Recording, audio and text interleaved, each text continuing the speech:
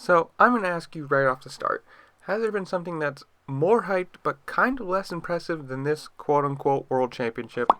When you consider the fact that it's 2 rounds, great, whatever. It's more of an exhibition to me than anything at this point. Like, if they had 4 or 5 rounds, sure. Full-on World Championship, I'm fine with it.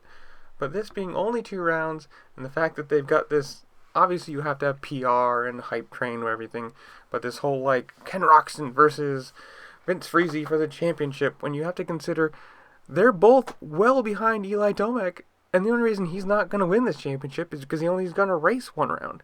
So in the comments below, I have to ask you, do you think this is really what you would consider a world championship this year, quote unquote, or is it going to be one of those things that's like, when they talk about like, oh, the 2022 WSX World Championship, should there be a little like asterisk star of like, this really wasn't that impressive. It's 2 rounds, and the guy who was 15 points ahead of you after the first round didn't even race the second one, and by the way it looked, he was going to win. So, I have to ask that. In the comments below, you put down below, what do you think?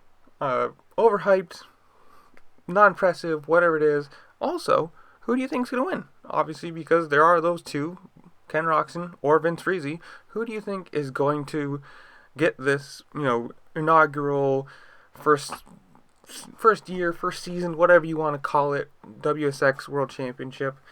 Either you're a Ken Roczen guy, Vince Friese guy. Personally, I'd like to see Ken Roczen win it just because I'm not really a huge Vince Friese fan to begin with, and also, I think Ken Roczen deserves a championship in his cabinet. But in the comments below, make sure you tell me, what do you think of it? Who do you think's going to win?